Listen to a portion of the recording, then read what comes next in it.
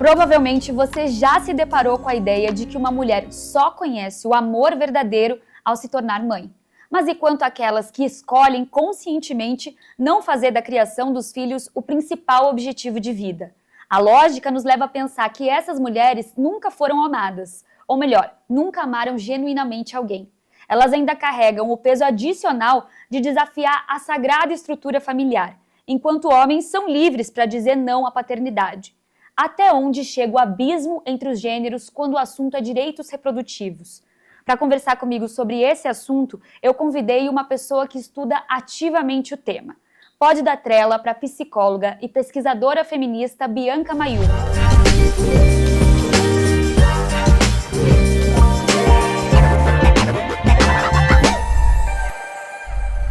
Seja bem-vinda, Bianca. Estou muito feliz de te receber aqui no nosso programa, viu? Eu que agradeço, que estou feliz de poder conversar sobre esse assunto tão importante, né? E que eu acredito que em algum momento, independente de qual, nós mulheres já pensamos sobre ele, refletimos e questionamos. Até se é isso mesmo que eu quero? Eu acho que, na verdade, nem sei se todos podem questionar isso, tem isso também, né? Mas eu acho que algumas de nós, agora, na nossa geração, já estão podendo questionar mais do que antigamente as outras mulheres podiam. Perfeito. Para a gente começar esse tema, eu já queria abrir com uma pergunta que é polêmica e que, para mim, assim, me perturba meu sono. Eu queria entender, existe mesmo instinto materno? É algo inato das mulheres? Homens não nascem com o dom de cuidar? Não existe, né? E eu acho que esse é um ponto fundamental para a gente começar essa conversa. O que a gente tem que entender é que foi colonizado na gente, como mulheres, um afeto que deve ser um cuidado que deve ser praticado com todos. Então, quando a gente pensa em mulheres, em socialização, nos ensinam que a gente pensa primeiro na família, no companheiro, nos amigos, em pessoas até que nem são próximas. E por último, é nós. Enquanto nos homens, sou eu, e talvez em algum momento eu pense nos outros. E qual a problemática disso? É que aí a gente vai começando a perceber que lá atrás existe uma história que fez com que gradativamente a gente fosse entendendo, esse é o nosso papel. Só que como que eles fizeram isso? Se escondendo por meio de uma medicina. Quem disse que é o instinto materno? Quem falou? Existe um instinto materno, existe um relógio biológico, existe um tipo de órgão. Como que funciona o órgão reprodutor das mulheres? Homens. Quem eram os médicos cientistas lá atrás? Homens. Então, como eles sabiam desse instinto materno, se eles nunca sentiram? Eles afirmaram a partir de um sistema, a partir de uma estrutura totalmente patriarcal, e aí a gente vai para capitalista, porque se lucra muito com esse lugar da maternidade, e também que funcione para aquela estrutura ali que a mulher fica dentro de casa e o homem vai trabalhar. Então, todo o cuidado é escondido, toda essa compreensão de quem aprende a cuidar é escondida por esse instinto materno. Que aí a gente começa a perguntar, pera, será que eu não tenho? Então o problema sou eu? Perfeito. E aí me faz questionar um pouco também sobre a nossa relação como animais, né? Porque somos animais e a gente vê que esse instinto nos animais existe. Como que funciona isso quando a gente passa a pensar em nós quanto humanos cuidadores? Então, da mesma forma que existe um instinto materno para os animais, também existe um instinto paterno. A gente pode ver pelos próprios pinguins. Não tem aquela história que o pinguim fica ali cuidando do ovo para ele, enquanto a mãe vai caçar e fazer. Sim. Cada animal funciona de um jeito muito singular. Só que a gente, como ser humano, a gente tem uma parte do nosso cérebro que sim, ainda é instintiva, ainda é animal. Eu acho que uma das coisas mais instintivas que a gente tem é, por exemplo, o medo. Quando a gente está com medo, a primeira coisa que a gente vai fazer é ou correr ou lutar. Ou travar. Tem a terceira opção que é o travar. Mas é isso, assim, a gente vai reagir de uma forma um pouco instintiva. Mas a gente tem uma coisa muito interessante que é o que faz a gente ser humano, que é a metalinguagem. Pensar sobre a gente mesmo, pensar sobre o pensamento. E é o que acontece muitas vezes sobre a própria maternidade. A gente pensa sobre a maternidade. Aí eu volto para aquele ponto. Quem pensava antigamente sobre a maternidade? Quem tinha a voz de falar sobre a maternidade? Os homens, que nunca viveram a maternidade. Então, existe sim uma questão instintiva na gente, mas o que difere de todos os animais é exatamente esse nosso ponto de termos essa metalinguagem. Ao mesmo ponto que existem muitos animais, muitas espécies, que também existe um instinto paterno, bem entre aspas, que protege. Então, isso não é atrelado apenas às mulheres, até mesmo para o reino animal. Bianca, então você acredita que vem essa origem da gente entender de que o instinto materno ele é algo inato das mulheres, vem desses médicos de antigamente ou tem outros fatores que a gente pode aplicar aí na história? A própria Revolução Industrial está aí para isso, né? As mulheres, então, antigamente, quando eles viviam ali atrás, na época em que era uma divisão de tarefas acontecia, e a gente está falando sobre um mundo ali bem europeu, né? Eurocentrado, porque se a gente for para, sei lá, coletivos indígenas, é totalmente diferente. A história é outra. Até hoje é outra. A divisão de papéis ali é outra. Eles trabalham de uma forma, e aí eu gosto muito dessa palavra trabalho, porque maternidade é um tipo de trabalho, né? Eles trabalham de uma forma coletiva. Todo mundo cuida de todo mundo. Existe ali um cuidado em que eu não preciso cuidar só porque é da minha família. Somos todos aqui.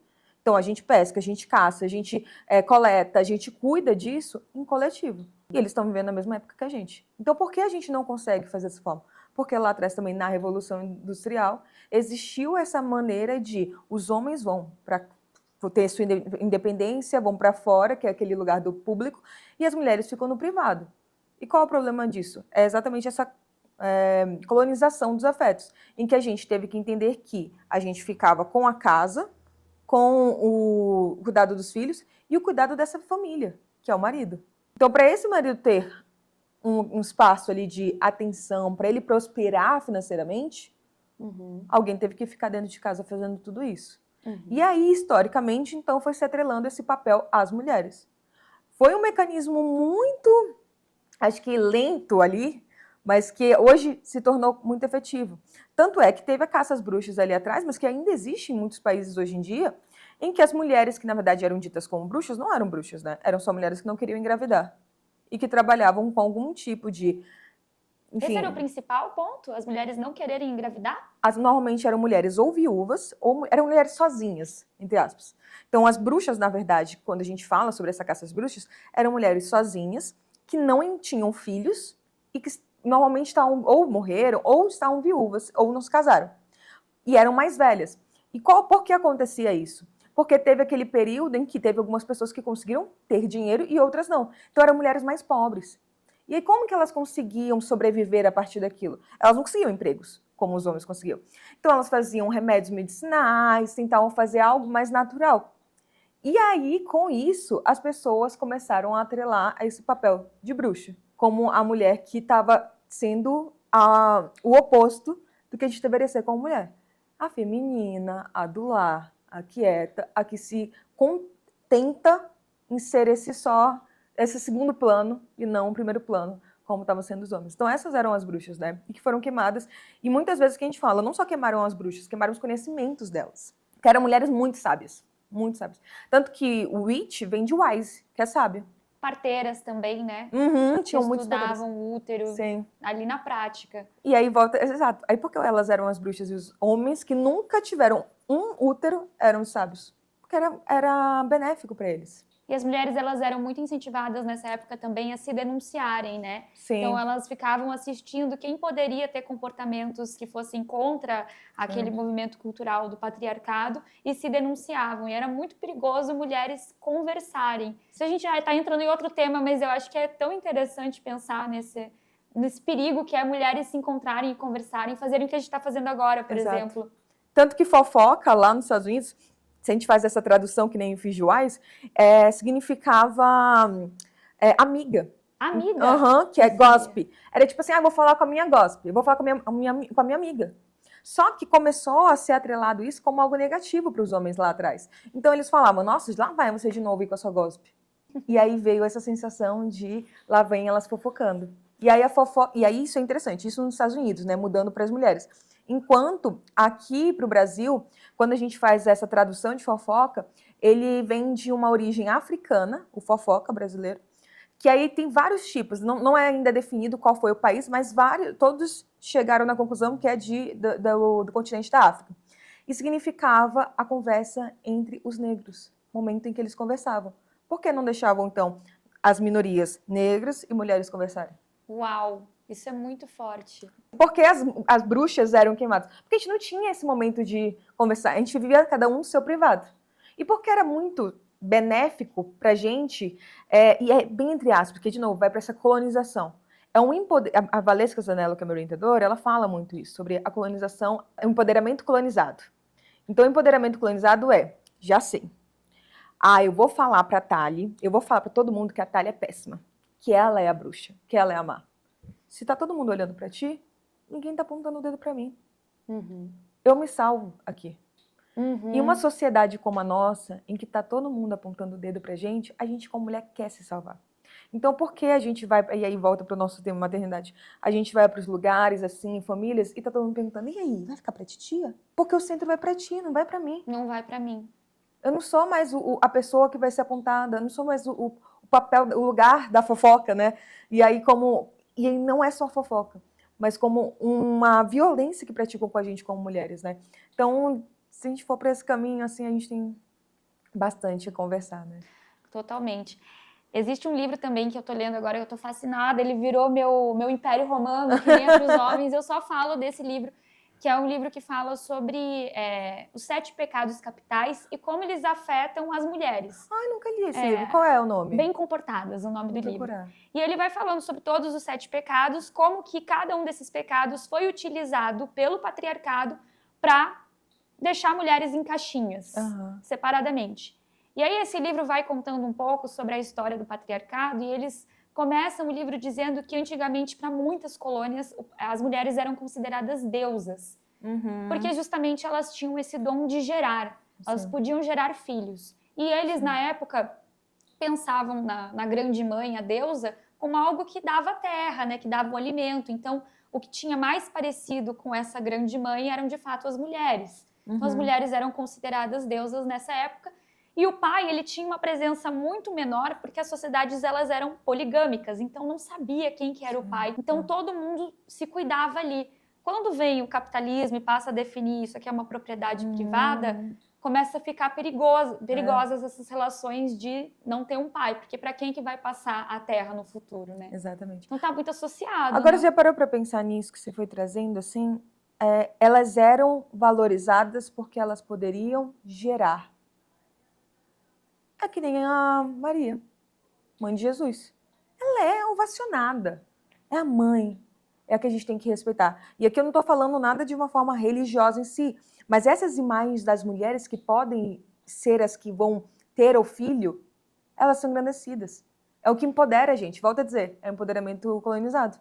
Aquela mulher mãe, que linda. Você já não viu que as pessoas ficam assim olhando de uma forma bela e maravilhosa, uma mulher grávida, as pessoas querem passar a mão na barriga da grávida. Agora, uma mulher que não pode gerar desde o início, como que é? Então ela não vai ser a deusa? Ela não vai ser a deusa. E ainda tem um mito muito grande que a gente trouxe aqui na nossa introdução, que era falando sobre justamente mulheres. A gente nasce com essa ideia de que a gente só vai conhecer o amor verdadeiro ao se tornar mãe. O quanto isso é perigoso psicologicamente para uma mulher que não quer ser mãe. Já parou para pensar que, na verdade, todos os nossos amores verdadeiros, e aí volto para a minha orientadora da Valesca, né? Ela fala sobre dispositivo amoroso e dispositivo materno. É pro outro. O amor é o outro, a gente nunca vai ser boa o suficiente só. É sempre com alguém ao nosso redor. É sempre gerando um ser ou ao lado de alguém, mas sozinhas a gente nunca vai estar boa o suficiente. É a parte que falta? Sim, existe uma coisa que falta, a falta. E como que a gente lida com essa falta? Com a culpa. A gente fica culpada. E mulheres que não sentem essa culpa? Dá para não sentir? Você acha que não tem mulher que não sinta essa culpa de não querer ser mãe? Eu acho que, não sei se exatamente sobre não querer ser mãe, mas talvez sobre não cumprir com as expectativas de algumas pessoas. Ai, que culpa, chateei fulano de tal. Ai, que culpa, magoei tal pessoa. Eu acho que a gente é muito socializada para isso, é muito difícil. Eu acho que é libertador, revolucionário, alguma mulher não sentir culpa nenhuma. No mundo em que esse é o maior ensinamento pra gente. Falam que a culpa nasce com a mãe, acho que a culpa nasce quando a gente já nasce com a mulher. Perfeito.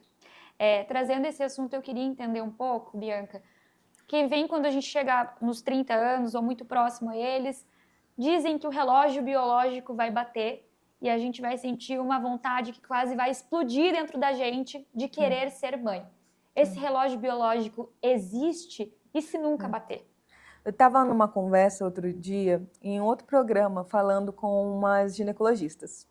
E a gente estava falando sobre isso, né? Sim, existe bem entre aspas, um relógio biológico no sentido de, biologicamente, o nosso corpo tem, ele normalmente, ele funciona para ovular, enfim, nosso útero funciona dos 20 aos 35 anos, normalmente é o momento de pico, só vai crescendo. E aí, quando vai chegando próximo do 35, vai começando a descer pouquinho. A partir do 35 para depois, normalmente é o que desce, até o momento que acaba, a gente não consegue mais ovular. Isso é biológico, faz parte. Sim. A gente não tem como negar. Porém, o desejo disso... Como isso afeta o psicológico? Aí que tá. A gente vai para a socialização. Eu estava até vendo uma propaganda que sempre passa, eu gosto desse basquete. Toda vez passa uma mesma propaganda nesse basquete. E aí a propaganda fala assim, com os 18 anos você tem que ter saído da casa, ter feito para entrar na faculdade. Com tantos anos você tem que estar você tem que estar saindo da casa dos seus pais. Depois você vai ter que estar fazendo sua família. Ele vai falando assim passos da vida, e depois fala, não, mas a gente não tem mais isso e tudo mais. Mas muito entre aspas, porque eu acho que a nossa geração entre a gente é muito mais livre a gente falar, não quero ser mãe. Tô começando a pensar, tenho que me organizar. Mas vamos falar isso para a geração dos nossos pais, geração dos nossos avós. É um desafio chegar nisso. Começar a ter essa conversa. É algo muito mais cristalizado ali atrás de que essa é a lei da vida. Então, quando a gente vai para esses ambientes em que a gente tem diversas gerações e algumas que infelizmente ainda não tiveram esse tipo de acesso à informação, que não existe relógio biológico, não existe instinto materno, que podemos escolher, está já emaranhado ali neles, está já enraizado ali neles, que é esse tipo de comentário que vai se fazer. E aí, cadê os filhos? Aí tô começando a sonhar. Não vai vir netinho?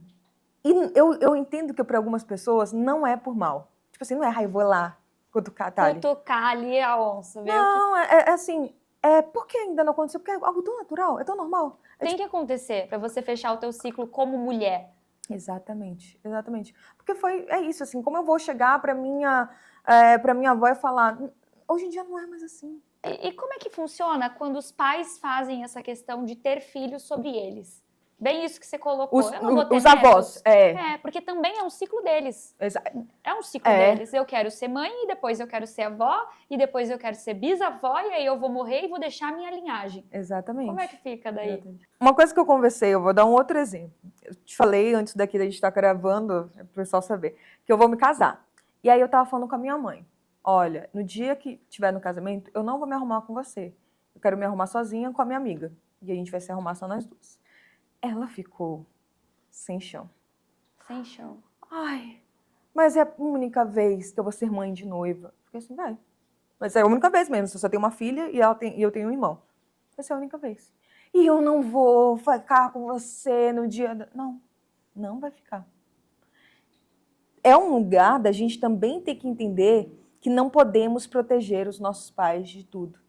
Eu acho que existe...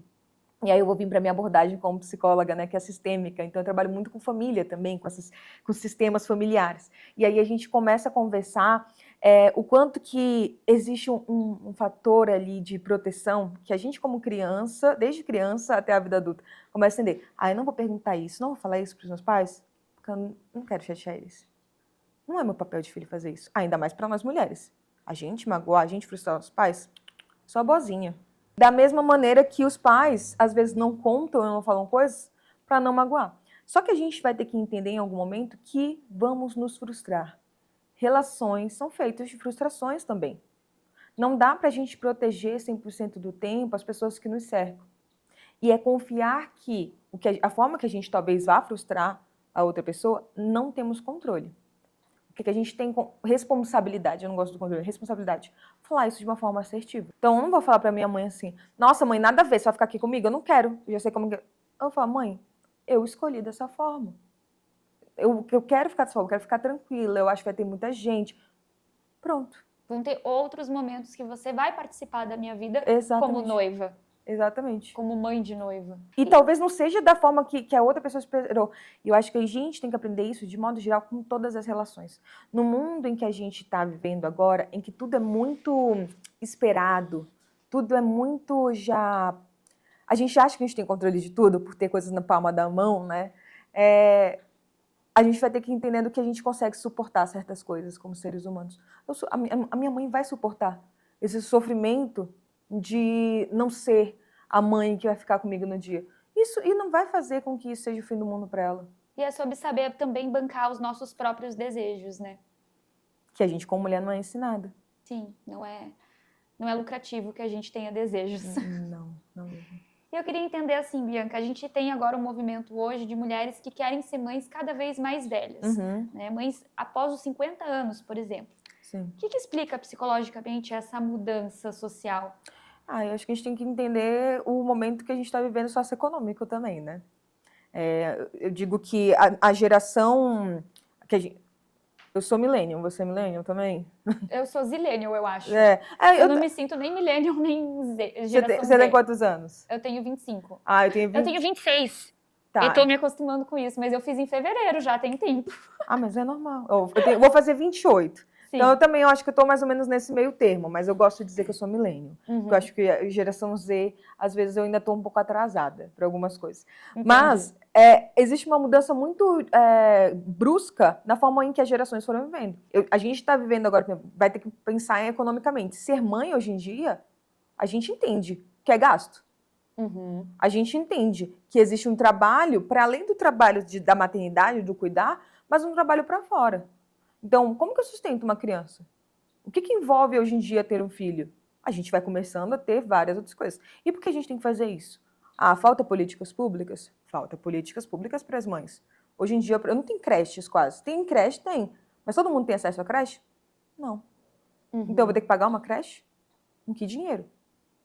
Licença paternidade. Que hoje em dia está com a lei de... Acho que não sei se é 1 mês ou um pouquinho mais. Não, é muito menor do que das mulheres. É muito menor. É muito menor. E tem homens ainda que negam a licença paternidade, o que é um grande absurdo até para homens que são homossexuais, né? Sim. Que têm casamentos homoafetivos. É um desfavor para eles também, porque passa a impressão de que o pai é menos importante do que a mãe nessa fase da vida do bebê, quando na verdade o bebê só precisa de um corpo acolhedor ali, né? Nesse momento.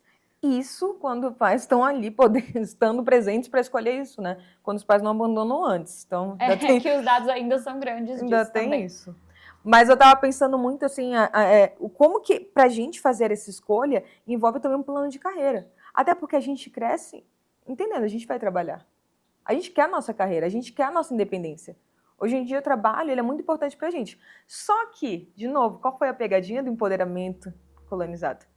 A mulher empoderada, girl boss, dona de si, CEO, ela mas além disso ela tem que ser mãe, ela tem que ser uma boa esposa. Então assim, a gente só foi somando papéis e tendo que abraçar. A gente não redistribuiu os papéis. Essa coisa do empoderamento colonizado é tipo assim, falar que a mulher é a Mulher Maravilha? É isso? Tipo assim, é um empoderamento, assim, parabéns, Thali, você tá brilhando nisso. Só que você tá cansada. Você tá exausta, você precisa de suporte, mas não, você é maravilhosa, tá dando conta de tudo. Mas eu não posso sofrer? Não sofra. Posso descansar? Não, porque aí você vai ser fraca. Entendi. Então é a mesma coisa, assim, a mãe é maravilhosa. Tá, mas alguém tá cuidando dessa mãe? Alguém tá fazendo... Não, mas ela é maravilhosa, a gente colocou ela ali com a estrelinha. É uma estrelinha dourada que o outro dá pra gente, mas que a gente não se beneficia na realidade. E aí é isso que está acontecendo, a gente vai somando um monte de coisas, e por isso que a gente vê mães falando, eu preciso ter toda uma certa estabilidade, uma gestão de mim, eu quero criar a minha carreira para ir ser mãe. Porque eu ainda tenho que ser mãe. Ainda vou ali um dia ser a mãe. E pode ser que tenha umas pessoas que realmente tenham o desejo de ser mãe. O que define quem tem desejo de ser mãe e quem não tem desejo? Psicologicamente, assim, por que algumas pessoas nascem com tanto essa vontade? É puramente cultural? Olha, eu diria que sim. Eu diria que sim. Porque assim, a gente tem que começar a entender desde o início. Vou te dar um exemplo. Eu sempre disse desde criança que eu não queria ser mãe. Por que eu sempre disse isso? Alguém me falou que ser mãe era ruim? Nunca me falaram. Minha mãe falou que ser mãe era péssimo? Minha mãe nunca me falou. Mas eu cresci com uma avó que se separou do meu avô porque foi traída. enquanto minha mãe já era mais velha. Então, eu falava, vai, casamento é uma instituição falida. Desde nova, eu já achava que era uma coisa meio errada. Minha mãe se casou com meu pai porque ela engravidou com uns 22 anos, eles dois engravidaram. Eles se separaram quando eu tinha 1 ano. Meu pai não era dos mais presentes, meu adoro meu pai acompanha todas as coisas que eu faço, tadinho. Talvez esteja ouvindo isso, pai, desculpa. Mas é a verdade, vamos falar a verdade. Não, tem vários que me falam assim, pai, não assista essa. Porque essa aqui, mais uma vez, estou lhe acabando. Essa vai te cutucar. Essa aqui, de novo, é pra você.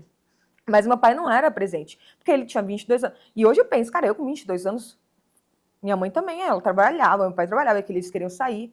Minha avó que cuidou de mim. Então, eu entendia isso de ser filho. Ter um filho, nossa, ter filho é difícil. É um peso. Eu me entendia dessa forma. Então, eu fui crescendo e falando assim, não quero. Aí, meus pais tiveram filhos quando eu já tinha 15, 12 anos. Então, fui uma irmã que cuidava. Eu entendi o que era cuidar, trocar fralda. Falava, nossa, isso aqui dá trabalho mesmo, né? E, novamente, a minha mãe se relacionou com uma outra pessoa que foi um pai bem mais ausente que o meu pai, que realmente a gente não tem contato nenhum. Minha mãe cuidou do meu irmão sozinho. Eu falava, nossa, isso aqui a minha mãe fez. Solo, total. Foi difícil? Nossa, eu não quero ser mãe. Eu só fui mudar isso quando eu comecei a me relacionar, depois de anos, e eu entrei num relacionamento, que eu vou agora, né, que eu tô noiva, e falei, eu não vou ser mãe. A gente tá entrando nessa relação, mas eu não vou ser mãe. Mas depois de anos, quando eu percebi, existe outros tipos de vinculação aqui. E como que é essa vinculação? A mãe, o pai são presentes, meu noivo, os pais os dois são super presentes. Eles têm uma boa relação com os filhos, eles conseguiram manter isso. E se eu engravidasse, eu teria uma rede de apoio. Eu teria eles, eu teria meus pais. Aí eu começo a questionar. Eu tenho um parceiro que ele é muito presente, eu já vejo isso na divisão de tarefas dentro de casa, eu já vejo isso como ele apoia o meu trabalho. Eu começo a perceber. Então, você vê que toda a minha história de vida me levou até aqui, mas ainda com muitos medos. Quem vem de uma história de vida em que, olha a mãezinha, quem é a mãezinha de fulano e tal? E a gente não tá falando isso só dentro de casa, não. Dentro das escolas, como que chamam as mães? Mãezinha. A mãezinha. Aí eu no hospital, a mãezinha. A mãe tá aqui? De quem é a culpa? É da mãe. Quando o filho é bom, é da mãe. Ninguém fala desse pai. Então, a mãe, ela é algo estruturante para o ser mulher. Quando a gente menstrua, o que a gente vira? Mocinha. Mocinha. É um negócio. É uma virada chave. Você recebe ligações de parentes te dando parabéns, porque você menstruou e agora você é mocinha. Exatamente. Alguém explica pra gente o que tem a ver com a maternidade? Ninguém explica. Mas tem total a ver. Tudo a ver. A partir daí, a gente começa a mudar e vira adolescente que fala, eu tenho medo de ficar grávida na adolescência. Eu tinha medo de ficar grávida na adolescência até os 25 anos. Eu tenho 26, eu tô com muito medo de ficar grávida na adolescência. Entende? É isso, assim. E um homem fala isso? Grávida na adolescência? Não, porque ele não pensa nisso.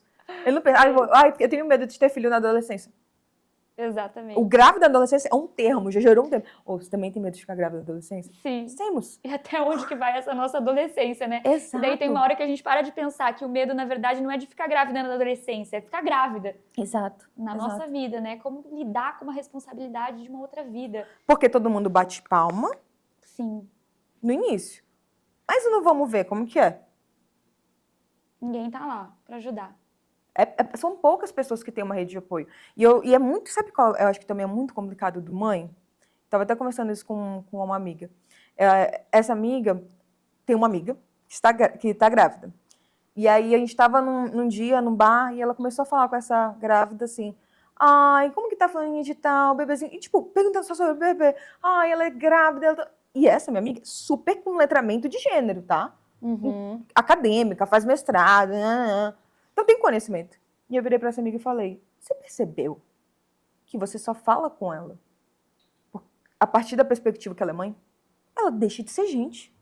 Você perguntou em algum momento como é que ela tá, como que estão as outras coisas da vida dela? Você não pergunta, você só falou dela como mãe, perguntou pro bebê. E como que ela recebeu isso? Aí ela ficou assim, nossa. Esse tipo de toque é importante. Ela caiu a ficha dela, falou assim, na próxima vez, não pergunta pra ela só sobre o bebê, pergunta dela. E é muito difícil, assim, a gente é apagada. Só que é isso, aí volta para aquele negócio que eu falei, empoderamento comunitário. Incrível. Mas e a gente? Como que fica no meio disso tudo? Sim. A gente morre de medo. Total. Eu queria entender também, Bianca, sobre as nossas relações amorosas baseadas nesse conflito da maternidade. Eu tenho amigas também que têm muita vontade de ser mães e eu vejo elas se colocando em relacionamentos tóxicos. O quanto isso é perigoso. A vontade de ser mãe chega a ser tão extrema que você acaba ficando com um homem, mesmo que ele seja abusivo, mesmo que ele não seja o homem que você sempre sonhou, ou então uma referência para você de masculinidade, mas você aceita aquele homem porque você quer ser mãe. Ser escolhida, né? Eu acho que está muito atrelado esse dispositivo amoroso com o dispositivo materno. Eu quero ser amada, eu quero ser escolhida, só que esse homem não está verdadeiramente amando a gente. E aí, qual a problemática disso? É que nem você falou, você perguntou, e como que ela enxergou isso? Foi que ela se tocou. Normalmente, a gente vai se relacionando com a pessoa, o que acontece? A gente não visualiza isso. Eu sempre gosto de usar uma metáfora que é de João e Maria. Sabe a história de João e Maria? É basicamente isso que acontece com a gente como mulher. João e Maria estão no meio da floresta e encontram uma casa cheia de doces. Eles entram, é óbvio. Alguém culpa João e Maria por terem caído na pegadinha da casa cheia de doces? Não. Agora, pra gente, como mulher, culpam a gente por ter se deslumbrado com uma casa de doces. Entrar numa relação assim, mesmo que falida, é entrar numa relação de qualquer jeito. Ainda é uma casa de doces. Eu não sei o que tem dentro, mas é uma casa. É o que eu preciso. E eu preciso disso para ser validada. E não é essa lógica assim tão... Não é essa lógica tão consciente, né? É, na verdade, algo muito mais afetiva. É na emoção. Então, a gente vai se sentindo... Eu vou me sentindo só. Como que as mulheres lidam com a solidão? A gente não sabe lidar. A gente sempre tem que estar com o outro, cuidando, olhando. Mas não é no coletivo que a gente estava falando com as mulheres. Ah, deixa eu ser cuidada. Não quero dar trabalho. Não precisa. E a gente vai se isolando assim também e vai colocando tudo dentro da gente. Então eu me sinto só, eu me sinto angustiada, eu tenho medo, eu não sei como lidar com as relações. Estava até ontem com umas amigas, a gente estava jantando juntas e elas estavam falando, nossa, é tão difícil assim encontrar relações agora. Será que o problema está na gente, que está sendo criteriosa demais? Ou a gente não está indo para os lugares certos? Então, todas as mulheres solteiras estão vivendo esse mesmo conflito. As minhas amigas também, é a mesma coisa. Tá muito difícil. Aí eu falei, sabe o que é? O que os olhos não veem, o coração não sente. A gente está com os olhos cada vez mais abertos. Então é óbvio que a gente vai sentir mais. A gente vai sentir isso aqui não tá legal, isso aqui é uma red flag, isso aqui é perigoso. A gente está mais atenta. E aí é claro que... E aí o que acontece? Os homens não estão dispostos a mudar. Então, por isso que é tão difícil, assim, aí a gente vai falando assim, entre esses ruins, vamos pegar esse menos pior aqui, né? E a gente tem que aceitar. Eu também tenho o meu ciclo para fechar, eu também tenho os meus sonhos. E aí tem esse desejo do quero meu filho biológico. Só que qual é o difícil disso? É que a gente acaba indo para relacionamentos que não fazem sentido nenhum e caindo numa parada que é, de novo, super capitalista. Quem tem direito a congelar ovos? Só que tem muita grana. Muita grana. Estava até falando outro dia isso no podcast. O congelamento de óvulos, eu só fui para pensar nisso ano passado, quando me comentaram. Aí eu mandei para um grupo de amigas que tinha na época 25 e a mais velha tinha 32. Essa média. Falei, gente, vocês já pensaram nisso? Todas. Sim. Já estou pesquisando sobre. Eu falei, meu Deus, eu tô atrasada, socorro, o que está acontecendo comigo? Eu entrei em desespero. Eu entrei em desespero, pensando, eu tô atrasada. Pane no sistema. Eu deveria estar congelando o arroz. Só eu que sou o problema. Então, e aí, mas a gente vai pesquisar. R$16.000 um congelamento de ovos. R$16.000? Uma amiga minha pesquisou R$16.000 um congelamento de ovos. Isso para congelar a primeira vez. Para manter a cada ano, tem que fazer uma renovação. Mais uma grana, né? Então, assim, quem tem dinheiro para isso? Poucas. Não sei se você viu agora lá nos Estados Unidos, está até rolando uma super polêmica com relação a congelamento de óvulos, porque aconteceu uma situação de alguém que derrubou um óvulo que já estava fecundado, e aí esse óvulo acabou caindo, e aí estavam pensando sobre isso, se já era vida ou se ainda não era vida. E aí foi considerado vida. Então agora esse cara foi preso e tá uma super discussão em relação a isso, porque daí todos os óvulos fecundados, eles não vão poder ser descartados, porque eles são vida. Então as mulheres vão ter que ficar pagando e pagando e pagando, Senão elas vão ser presas. senão elas vão ser presas. Olha que Porque esse absurdo. descarte é vida, como se você estivesse matando um ser humano, um bebê. E aí, quem inventou isso? Ah, Volta a dizer, né? Quem inventou isso? eu não sei se foi homem ou se foi mulher, mas que foi conservador, foi. Exatamente. Aí a gente de novo sai perdendo. São uns negócios assim que a gente vai só perdendo. Quem tem que congelar ovos? É a gente. Quem tem que pensar em como se proteger para não engravidar? Ah, gente. Tudo é a gente. Muito cansativo. E essa também idealização de que a família ideal é uma família pai, mãe, filhos. Como é que fica isso? Essa pressão também é muito grande. A gente vê na mídia o tempo todo. A Virgínia e o Zé Felipe agora com 3 crianças, eles estão sendo aclamados como a família perfeita na internet, né? E famílias que não têm essa estrutura? Aí, se a gente usar essa mesma estrutura, né? Pai, mãe, 3 filhos, tem vários, em vários lugares. Só que eles não têm a mesma condição de vida para manter aqueles luxos, aquelas festas milionárias que fazem as pessoas ficarem assistindo e consumindo. Só que essa é a família branca, que tem grana, que tá postando as coisas só legais. Vai ver a maternidade real. O buraco é mais embaixo. Com 3 babás, é tranquilo, eu acho, né? E quem são essas babás? Mulheres negras. Então, assim, tanta coisa pra gente discutir disso, assim, né? Quem é essa família? O que é uma família de verdade funcional? Uma família só por porta-retrato é fácil, nos stories é fácil. Sim, a idealização, na verdade, não é de quantos filhos aquela família vai ter, mas quem é aquela família de fato, né? Exatamente. E quando a família é composta por um casal que não é heteronormativo, casal de mulheres lésbicas, a pressão social em cima dessas mulheres é maior ou menor? Eu me questiono sobre isso, Sim. porque eu imagino que, assim, mulheres lésbicas na família já devem imaginar, não vai ter filhos, ou vai ter filhos. Uhum. Como é que fica para essas mulheres? Ai, eu não sei dizer se tem. Eu não lembro, eu nunca fiz algum estudo voltado para isso da maternidade delas. Eu sei que relacionamentos lésbicos são os mais saudáveis de todos. São os mais saudáveis? Porque a gente aprende a amar, né? Com mulher. Como isso? Então, ó, se 2 mulheres se relacionam, 2 mulheres aprendem a amar. Eu dou 100, a outra pessoa dá 100. Trocamos. Aí depois a gente vem para uma relação hétero, que é a mulher dá 100, o homem dá 0, fica nisso. E as relações mais funcionais são relações entre homens. Entre homens? As relações gays. Por quê? Porque eles não sabem se relacionar, eles não aprenderam a cuidar. Eles não aprenderam, de modo geral, né? A gente está generalizando, mas não aprenderam a ter um bom relacionamento, a olhar para o outro. Eles aprenderam eu. Mas por que isso se torna funcional? Ou é não funcional? Não entendi. É o mais disfuncional. Desfuncional. Quando é de homens gays. Aí o mais saudável, o mais funcional são de mulheres lésbicas. Gente, que loucura esse estudo. Nunca ouvi falar disso. Foi da Valesca. Você vai ver só citando essa mulher. Mas foi dela. Muito, muito interessante, né? E é perigoso também a gente... É claro que é uma generalização. Devem ter vários dados e tal. Sim. Que a gente sabe que existem relações muito abusivas entre mulheres lésbicas também. E relações funcionais entre homens. Isso aqui é um estudo, a gente depois traz os dados. Bianca, eu li um estudo recentemente que fala sobre depressão pós-parto. E aí o estudo mostra o quanto essas mulheres que sofrem de depressão pós-parto, um dos principais motivos é justamente a idealização da maternidade. Você concorda com essa dinâmica, com essa relação? Sim. Definitivamente deve ter uma atribuição aí significativa.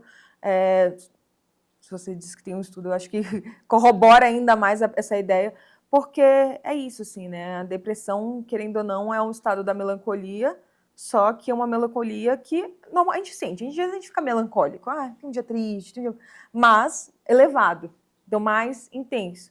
E aí vai se somando, né, no diagnóstico, a depressão, e aí quando a gente vem para o pós-parto, junto com esse contexto. Normalmente esse contexto pode ser muito atribuído, então, a isso, ou expectativa de amamentação, de como que é esse pós, do cuidado, do próprio corpo. Então, vale investigar quais são as coisas que podem estar levando a isso, da expectativa. E aí cada um vai criar a sua expectativa muito particular. Eu estava até falando isso com os amigos, que eu descobri que eu não vou poder amamentar. Porque eu fiz uma redução de mama, mas antes disso, ele já me falava, a tua mama já estava tão grande que os canais, enfim, de mamários, eles não chegavam no mamilo. Então, você não ia conseguir amamentar. E quando eu descobri isso, foi um choque. Um choque. Isso porque eu não sou mãe. E aí eu fiquei pensando, imagina se eu só descobrisse isso na hora que eu quisesse amamentar. A frustração, a culpa, o peso de achar que era minha, que tinha feito alguma coisa de errado, ia ser gigante. E não uma coisa que era genética, eu não tinha o que fazer. Era do meu corpo. E eu fiquei pensando assim, imagina muitas mulheres acabam passando por isso. Ou a própria questão do corpo, né? A gente vê nas redes sociais várias mulheres engravidando, acabando a gravidez, semanas depois, uma finura.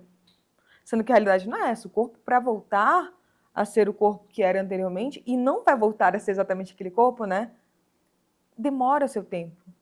Então, da mesma forma que foram 9 meses para ele chegar naquele ponto, também existe um tempo para ir se encontrando e se redescobrindo como vai ser esse novo corpo. Só que é isso, ensinam pra gente que vai voltar a ser um corpo normal. Volta e já, de novo, se quiser engravidar, engravide. E não é. Isso sem falar de muitas mulheres que viveram algumas violências obstétricas, né? Durante o parto. Que isso também pode prejudicar e pode causar essa depressão pós-parto. É um tema muito delicado, né? Muito. Até do próprio nascimento em si. Eu estava conversando esses dias com a minha avó. Falei, vó, como é que foi? Minha avó é mãe de 3 filhos. Uhum. Como é que foi para você quando você pegou os seus bebês no colo a primeira vez pós-parto? Uhum. Como você se sentiu dela? Me senti cansada. Me senti cansada. Eu falei, isso não veio aquele amor incondicional? E a minha avó, assim, ela é a mulher dos anos 60, sabe? Então, assim, 3 filhos, tem um marido que tem uma relação mais machista, porque é uma relação mais antiga. Sim. Meu avô hoje é um amor. Vô, não assista esse programa. Ele é maravilhoso, mas ele vem dessa criação, sim, né? Sim. Então, a minha avó falou assim, falei, vó, não teve um amor condicional? Ela falou assim, não, você não sente nada. E nenhuma mãe sente, só que ninguém fala sobre isso. Vai alguém falar isso? Você é errada. É aquilo que a gente falou da bruxa. Ai, eu aponto pra ti. Ai, não sou eu senti. Ninguém quer falar sobre isso. Porque é o desajuste, né? Ai, tá doendo. Ai, tá sendo difícil. Nossa, mas você não tá feliz com a vinda do seu filho? Eu falo isso que às vezes com a minha madrasta.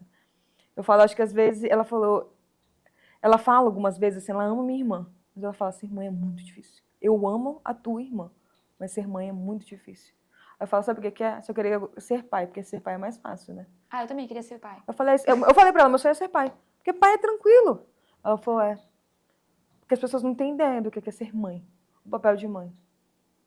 Mas eu amo. Amo demais a tua irmã. Mas eu odeio ser mãe. Imagina, é um peso poder falar um negócio desse. Muito, muito. E que bom que ela tenha confiança em você de trazer isso. Irmã da Bianca, não sei. Não, mas ela fala pra minha irmã, assim, ela fala, sabe. é difícil ser mãe. Ela fala assim, eu acho que minha irmã é um... Ela sabe, né? Ela é muito esperta. Não, ela é muito esperta. Ela vira pro meu pai às vezes e fala assim, ô pai, eles não moram aqui, eles moram em Belém, que eu sou de Belém. Assim, ô pai, o que você sente? Foi pra mim primeiro. Mana, o que você sentia quando o papai brigava com você? Aí eu falei, medo. Ela viu o pai. Filha, não tem que sentir medo. Tem que sentir respeito. Aí eu, ai, por que ela falou isso? Então, assim, ela vai lançando, mas ela é muito espertinha. Então, ela sabe que ela já entende. É uma outra geração, né? Sim, sim. É uma outra ela tem geração. Quantos anos? Ela tá com 12, vai fazer 13. Então, ela é muito engraçada. Ah, essa fase é a pior. Pra menina, é a pior fase que existe na face da Terra. Minha mãe tem trauma dos meus 12 aos 14 anos. Ela fala isso pra todo mundo, que eu era o demônio na Terra. A minha irmã é muito espertinha. Ela vira na escola, o menino queria beijar ela. Ela falou, cá, eu sou LGBTQIA+. Mentira! Que massa! E ela falou assim, orgulho. Aí eu falava, pelo amor de Deus. Aí meu pai foi chamado na coordenação por causa disso. Mentira! Aí ela falou assim, que isso, menina? Ela, não, é porque eu sou criança, né? Eu não sou hétero nem lésbica, eu sou criança. Estou me descobrindo. Que massa! Ela é muito espertinha. Então, assim, ela entende essas coisas. É outra coisa, assim. Então, sim, a gente ama ela, mas é isso que a minha mãe fala. Dá trabalho? Sim. É um trabalho tanto. Bianca, quais recursos a psicologia tem para que a gente possa diferenciar o que é o nosso desejo de ser mãe de fato e o que é pressão social? Eu lembro de uma cliente muito específica, ela chegou na terapia e falou assim pra mim, eu tô vindo aqui por um único motivo, eu quero saber se eu quero mesmo ser mãe ou não. E ela já estava certa que ela queria. É o desejo. Tá, o que te faz querer ser? E ela foi listando. As pessoas querem, tipo, um dia talvez vai que tenho medo de me arrepender. Ok. O que não te faz ser? Ah, eu gosto muito da minha rotina hoje em dia, gosto muito do meu trabalho, quero fazer algumas viagens que com uma criança ainda não vai dar. Eu tenho expectativas futuras ali que acho que com uma criança também pode ser que fique mais difícil. Ah, fui listando. Tá. E como que seria para te falar isso para as pessoas? Ah, e as pessoas falam, E a gente foi encontrando quais seriam as formas que para a família dela e para a família do parceiro daria. Ah, eu vou desconversar, vou dar uma risada, E a gente vai seguindo. Ela falou, eu vou tentando levar menos a sério quando eles falarem. Porque eu sei que eles vão falar. A gente tentar ficar falando para eles não falarem, não adiantou. Já não adiantou. Então a gente foi criando estratégias a partir da dinâmica da família dela. Aí a gente começou a pensar, tá, sem essa pressão agora. Teu parceiro, como que tá? Aí pra ele tanto faz também. Aí uma das coisas que faria ela ser mãe seria o arrependimento. Aí o arrependimento a gente começou a conversar. Tá, mas você se adotaria? Sim. Você adotaria? Eu perguntei, você adotaria ela? Sim. Então não era uma necessidade, né? Tipo, então você vai gostar. E você acha que conseguiria ser mãe? Então a gente foi trabalhando várias coisas assim. Tá, o que faria ela ser mãe? E a gente foi também trazendo. Essa escolha é de hoje. Amanhã pode mudar? Pode. E aí aquilo do congelamento. Ela tinha condições de fazer. Então assim, pode ser que em algum ponto ela tenha o desejo de fazer ali o congelamento dela de ovos? Tem, mas ela tem que ver com a ginecologista, tá? E aí todo ano ela ia pensando isso. Ok. Eu acho que é esse o ponto, sabe? Parece que a gente tem que definir algo hoje para a vida inteira. E essa não é a realidade. Até porque é isso que a gente está conversando. Existem outras possibilidades de ser mãe hoje em dia. Não é só o filho biológico. Eu tenho um sonho de ter o filho biológico. Então você tem um desejo. É isso? Você tem um desejo? A gente pode questionar?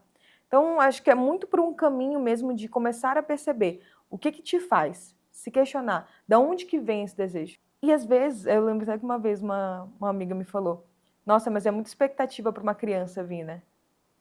Para um ser já nascer com tantas expectativas. Eu falei, todo mundo nasce já com expectativa. Não tem como. Então, porque eu quero continuar a minha família, quero continuar. Já é uma expectativa. Então, sempre vai vir uma expectativa. E eu acho que hoje em dia a gente tem a ideia que a gente consegue controlar todas as coisas. Não conseguimos. E a gente também tem a ideia de que a criança é o pilar mais importante de uma família, de uma vida. Como é que fica para esse filho, puxando o gancho desse questionamento que a tua amiga fez, porque também é uma dúvida minha. Como é que fica o psicológico dessa criança que é o pilar mais importante da vida de um pai, de uma mãe, de uma família? Adoecimento, né? Não tem como. Porque aí tudo fica sobre essa pessoa. Ele tem que dar certo. Ele tem que ser o que vai funcionar. Ele vai ter que cumprir com isso e aquilo. A gente esquece o nosso ponto fundamental, que a gente é humano. Então a gente vai... É isso, assim, vão ter momentos que a gente vai estar coerente, vão ter momentos que a gente vai ser incoerente. Vão ter momentos que a gente vai estar de acordo com tudo que a gente acredita. Outras vezes a gente vai ser hipócrita. E faz parte. E a gente, às vezes, vai fazendo isso com a gente, né? Então teria que ser tudo tão enrijecido, porque a gente quer controlar as coisas, a gente quer que as coisas fiquem daquilo que a gente conhece.